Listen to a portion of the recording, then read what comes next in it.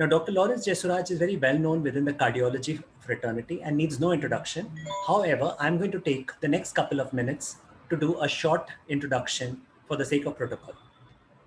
Now, Dr. M. Lawrence Jesuraj is a DM cardiology with multiple other qualifications from the US. Sir is currently a consultant interventional cardiologist and electrophysiologist at KMCH Hospital, Coimbatore. He has a fellowship in interventional electrophysiology. He is a certified cardiac device specialist and a certified electrophysiology specialist. He is presently working as an interventional cardiologist and electrophysiologist at KMCH Hospital in Coimbatore. He specializes and holds an interest in complex arrhythmia ablation, device therapy, and cardiac imaging. He has many publications in peer-reviewed journals and 2 chapters in a textbook on VT ablation. He has presented many papers in both national and international conferences on various subjects of cardiology and has been a recipient of the Young Investigator Award in 2012. So without much delay, I would hand over the session to Dr. Lawrence Jesuraj. Hello, hi, good evening all. Thank you for the nice introduction and thank you for Team Sun for giving me this opportunity to interact with you all. My topic for today would be on rivaroxaban beyond atrial fibrillation. I think when we started antiplatelets and anticoagulants, we had aspirin to start with, and we had warfarin, acetrum, and all that came in. And slowly, by I think early 2010, 11, 12, we got on dabigatran. So when dabigatran came, it literally changed the way we looked at anticoagulation. We got a drug which is as potent as your warfarin, vitamin K antagonist, while it has a lesser bleeding chance and no monitoring. This opened a new area of interest for all of us, and we got other 2 drugs, rivaroxaban and apixaban in India, which both of them came from a big trials like Aristotle and Rocket AF, with a wonderful data which showed extensive usage. It increased the usage of these molecules in management of stroke risk prevention and atrial fibrillation. When we all looking at into that, and slowly we understood there is a larger avenue for these drugs rather than being a drugs for stroke prevention and atrial fibrillation. Then came a lot of testing happened on these drugs on how well they can do in a larger disease entity, which is the coronary artery disease. So few trials happened, few were successful, few gave good results. So ultimately, we have got now what is called as a dual pathway inhibition. Every one of us know very well that coronary artery disease has multiple components of disease progression. We know atherosclerotic coronary artery disease, which predisposes to plaque rupture, which ultimately ends in a thrombin formation and a platelet aggregation and clot, which ultimately blocks the coronary arteries, which ultimately end up in a acute coronary syndrome. By looking at these itself, we know very well there are 2 components of clot formation. One is a thrombin pathway, another is a platelet aggregation pathway. So we are for a long time we are using drugs which can take care of platelet aggregation and platelet part of this clotting process. So there is always a need for another pathway, which is thrombin, which also has a major role in this clot formation. This is exemplified by another way where you can see that whenever you are having these drugs for stroke prevention, whenever we use for this stroke prevention, most of you are aware and most of you will be doing that when you have a good dose of these anticoagulants, newer anticoagulants, in a patients who have a coexisting coronary artery disease, there is less need for antiplatelets. Basically, if a patient has a coronary artery disease along with atrial fibrillation, it is not a recent stent or regulating stents or a recent intervention which has happened, then you can safely stop an antiplatelets and keep the patient only on anticoagulation.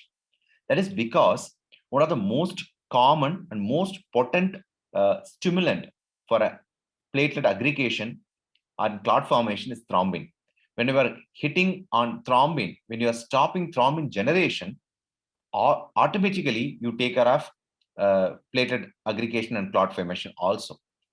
That's how the interest of dual pathway inhibition has come. The only problem we had was we know very well combining an antiplatelet with an antithrombotic will definitely be useful because it will reduce the incidence of clot formation. But the problem is bleeding. When you are going to combine antiplatelet along with an antithrombotics, definitely your trade-off is bleeding. So how you are going to take care of that? Today's discussion, I'm going to take about two topics which are of interest. One is rivaroxaban on coronary artery disease or chronic coronary syndrome, and role of anticoagulants, in particular rivaroxaban on patients who have a thromboembolic complication secondary to COVID infection. I felt these two are very common and very important part of our clinical management nowadays. So I will keep my discussion restricted to these two topics. Although there are indications for rivaroxaban beyond atrial fibrillation, I'm not going to touch on all of them because I think with a limited time, I will try to focus on rivaroxaban as a vascular agent, as a part of dual pathway inhibition, and role of rivaroxaban in COVID thromboembolic disease. So we know burden of cardiovascular disease is definitely increasing in India. We have a prevalence of close to 23.8 million cases of ischemic heart disease and close to 7 million cases of cerebrovascular disease. The leading risk factors for coronary artery disease in India remains diet, blood pressure, air pollution, tobacco use, high fasting blood glucose levels, and by body mass index or otherwise obesity and dyslipidemia. So these are the major risk factors which ultimately promotes atherosclerosis, which ends in a coronary artery disease, carotid artery disease, peripheral vascular disease, and other renal vascular disease. We usually call them as a polyvascular disease because it involves more than one vascular system. And from our clinical experience, we all know that most of the patients who have a coronary artery disease tend to have disease in other vascular system also, like carotid vascular disease coexisting or peripheral vascular disease or renovascular disease. So ultimately, all these can end up in a cardiomyopathy or a congestive heart failure and lead to a cardiac cerebrovascular accident or cardiac arrhythmias or an acute coronary syndrome, myocardial infarction, and left ventricular hypertrophy. So all these major risk factors cause high amount of cardiovascular and cerebrovascular events. And we know diabetes is one of the risk factors among all. See, whenever you see about risk factor, if we talk about hypertension or smoking, we always talk about as a risk factor. But diabetes is the one risk factor which has a risk as good as having the disease. Like if a patient with diabetes has a coronary artery disease, or if the patient has a diabetes and without coronary artery disease, his risk of developing a second event is as high as having a coronary artery disease if he does not have also. That means if a patient has a hypertension and coronary artery disease, his risk is higher. While a patient with diabetes has a coronary artery disease, we know this risk of having a recurrent event is higher. The same diabetic patient, if he does not have a coronary artery disease also, his risk of having a recurrent event is as good as a patient who has a previous history of coronary artery disease. This is because diabetes and hypertension, a lot of these patients tend to have both together. They combine and increase the propensity of developing endothelial dysfunction. They cause more vascular inflammation, cause arterial remodeling, and vascular atherosclerosis, dyslipidemia, and obesity are commonly part of the syndrome. So vascular damage and endothelial dysfunction are amplified when both of them coexist. Any patients with diabetes, although we know that they have an enhanced thrombotic milieu due to increased hyperglycemia, free radical generation, vascular inflammation, all these things lead to endothelial dysfunction, and they are all pro-thrombotic state. Ultimately, they tend to increase or upregulate anticoagulant proteins and anti-fibrinolytic proteins and cause platelet activation. So ultimately, they end in an event what we call as an atherothrombosis. They not only promote atherosclerosis, they also predispose patient to develop thrombosis. So we all know that patients with diabetes who have a multivessel coronary artery disease tend to have higher incidence of recurrent events. So close to 14% higher risk of composite cardiovascular events with 1 point increase in value of HbA1c. The increase of 1 point increases 14% risk of composite cardiovascular outcomes.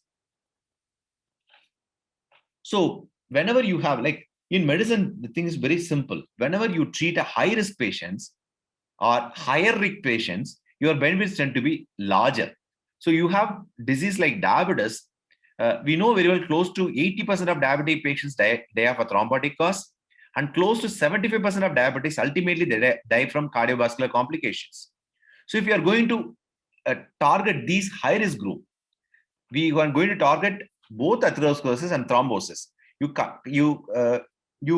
give antiplatelets and anticoagulants to manage thrombotic state in these patients. By indirectly, you can optimize glycemia and reduce insulin resistance. By direct measures, you can add antiplatelets and antithrombotics. We know antiplatelets like aspirin and clopidogrel, dual antiplatelets, we are using for longer time in larger number of patients. We know there are some areas where you can improve upon. Still, we have not achieved a complete control over this thrombotic milieu in patients with diabetes. So that's the reason why we are looking at agents beyond antiplatelets to improve this situation. So we know very well the other two important risk factors for coronary artery disease. One is obesity, and another is smoking. Both of them cause endothelial dysfunction and promote thrombosis again. This is not uncommon for anybody who is doing interventional practice to see smokers having a very bad thrombus when they present with acute coronary syndrome. We always worried when heavy smokers who present with acute coronary syndrome.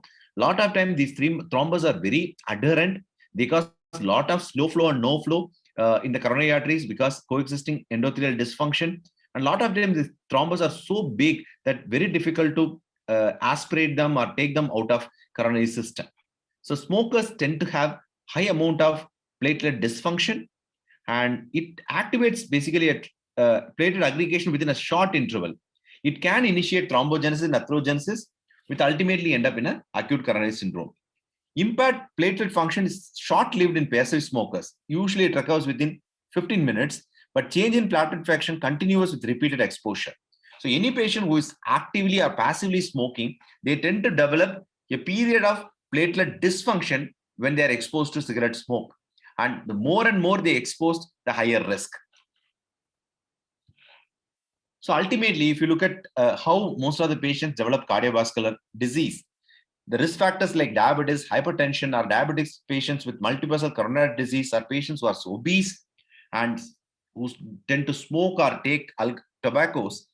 They tend to have an endothelial dysfunction, vascular inflammation, and a prothrombotic state with a hemostatic imbalance, which ultimately leads to increased platelet activation and aggregation, increased thrombogenesis, and increased atherogenesis. So you have three final end products of platelet activation aggregation, increased thrombogenesis, and increased atherogenesis.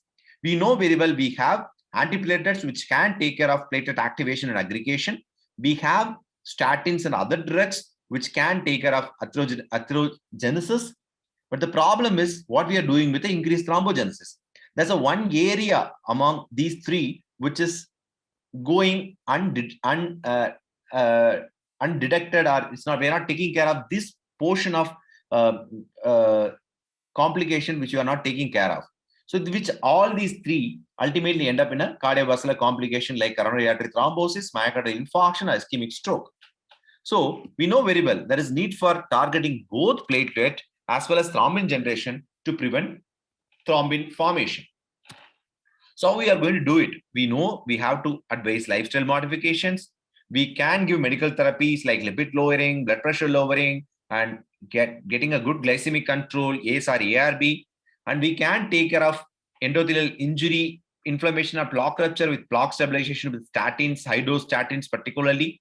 And we need antiplatelets along with antithrombotic agents to prevent thrombosis and thromboembolism, which can ultimately prevent myocardial infarction, ischemic stroke, and limb ischemia.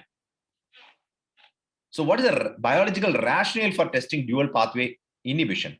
I think I have already discussed with you. The most commonly what happens whenever you have a vessel injury, the tissue factor, collagen, and van Willebrand factor all are released, which ultimately stimulates thrombin, which forms fibrin, and fibrin ultimately ends in a thrombus. Along with activating thrombin, you also have activation of platelets by these methods, which ultimately leads to formation of thrombus. And more importantly, one of the most potent stimulant for further platelet activation aggregation remains thrombin. So when you are going to take care of both platelets and anti-thrombin mechanism, you are ultimately going to increase your benefit. So what happened? We are lot of times for a reasonable period of time, we are using dual antiplatelet therapy. In spite of using dual antiplatelet therapy, we tend to have still more events. So what happens in a single pathway inhibition, which is a single or dual antiplatelets, you are only taking care of platelet activation and aggregation. But when you are going to add antiplatelets for anticoagulation, you are going to attain what is called a dual pathway inhibition, where you are not only going to stop platelet activation and aggregation, you are going to inhibit thrombin generation also, which ultimately end up in reduction in thrombus formation with potential to reduce the risk of recurrent ischemic events. We know very well. I think that's the reason EAC 2021 has changed the chronic stable angina into a chronic coronary syndrome. The stable coronary artery disease is a myth. What we mean by stable patient is not exactly true. We just label them stable by looking at their clinical status. The patients who have maybe looking stable clinically still can have atherosclerosis in more than one vascular beds, and they can be at high risk of future events with additional risk if they have other risk factors like diabetes and renal insufficiency. So a patient who is clinically stable with coronary artery disease with what we call as a chronic stable angina class 2, the same patient can have a disease in his renal vascular bed, can have a disease in carotid artery disease, carotid arterial system, and you can have a risk factors like diabetes and renal insufficiency, which ultimately put patient as a high risk for a future recurrent ischemic events along multiple beds. Patient can develop a acute myocardial infarction, can develop a ischemic stroke, can have a peripheral artery disease with a significant limb ischemia, which can ultimately lead to an amputation. So what we are doing, so with the cardiovascular disease, we tend to have high intensity statins. So we give high intensity statins to reduce atherosclerosis. So whatever we do, we have to come down on residual thrombotic risk also. So what we have to do as a potential intervention in this group of patients is targeting an antithrombotic effect. So what we got from recent studies like COMPASS, this is useful. So what we have to do, 2019 EAC guidelines for chronic coronary syndrome says the patients who have a high risk chronic coronary syndrome can give you a chance to intervene early with either with an aggressive antiplatelet therapy in the form of dual antiplatelet with a low dose ticagrelor, which was used in Pegasus trial, or you can give an antithrombotics as it was used in COMPASS trial to reduce the incidence of thrombin formation. What are the patients who have a high risk for recurrent coronary artery disease or recurrent coronary vascular events? So patients who have multivessel disease plus any one of the following, like patients who have a diabetes, who have recurrent MI, who has a peripheral artery disease, or who have a renal dysfunction. These are the patients who have high risk of developing recurrent coronary events. And patients who have a moderate cardiovascular risk are the patients who have multivessel disease, diabetes mellitus, any one of the following. If the patient has a multivessel disease plus high risk features, he goes into high cardiovascular risk. If the patient has any one of the following, like multivessel disease, diabetes mellitus, recurrent MI, peripheral artery disease, heart failure, or renal dysfunction, these patients are moderate risk for developing recurrent ischemic events. So what we have right now, how we started all. So the genesis of COMPASS trial was based on outcomes of two landmark trials which used rivaroxaban in a vascular dose. One is an ATLAS in patients who have acute coronary syndrome. Another was a Voyager, which had patients with peripheral artery disease with coexisting coronary artery disease. In ATLAS patients, the patients who have a recent acute coronary syndrome, usage of rivaroxaban significantly reduced all major cardiovascular endpoints significantly when compared with placebo. In Voyager, again, the patients, when they were given a vascular dose of rivaroxaban, which was added to a low dose aspirin, had a significant reduction in peripheral artery disease, and in recent vascularization, revascularization patient had a significant reduction in hazard ratio of developing recurrent events. So how the COMPASS study looked at? The COMPASS study had patients close to 28,000 of patients who had a chronic coronary artery disease or peripheral vascular disease. There are 2,200 participants with the primary outcome events in this group. They had a run-in followed by a rivaroxaban 2.5 with low-dose aspirin, rivaroxaban 5 mg, and aspirin alone. They looked at an expected median follow-up of 3 to 4 years. The only exclusion significant we have to consider is patients who had a 4 to 14 days post-EABG were excluded from this study. This COMPASS is a well-treated population. 90% of the patients were on lipid-lowering therapy. ACE and ARB usage was close to 70%, beta blockers in 70%, and aspirin was in 87 patients. These are all matched well across 3 groups. All these 3 groups have close to 9,000 patients, and they were well matched. When you look at cumulative risk of cardiovascular death, stroke, or myocardial infarction, you just look at the graphs. They look very obvious. When you have given a combination of a rivaroxaban plus aspirin, low-dose rivaroxaban, what we call as a very low-dose rivaroxaban, or vascular dose of rivaroxaban, along with the low-dose aspirin, has a significant reduction in the endpoints. If you look at the primary outcome, all the primary outcomes were significantly reduced, may it be overall event rates, or cardiovascular death, stroke, or myocardial infarction, all were significantly reduced when you compare with a single antiplatelet therapy. Not only this, you can see, look at the graph, how they diverge. You look at around 3 months period when they started diverging, and they go on diverging. At 36 months, the effect of rivaroxaban and aspirin combination was significantly better. When you look at bleeding or symptomatic bleeding in a critical organ, it's basically, it nearly remains same throughout 36-month period. There was no late increase in the bleeding risk, which we a lot of times worried. Most of these patients have a significantly same bleeding risk. Basically, if you look at 36-month, bleeding risk has reduced a bit. So these patients tend to have persistent benefit from this combination, along with low risk of bleeding. So if you look at rivaroxaban aspirin combination, this, you look at 12 months, 24 months, and 30 months. The still bleeding rate remains lesser, while there was a significant drop in cardiovascular death, ischemic stroke, and myocardial infarction. And these benefits tend to accumulate over a period of time.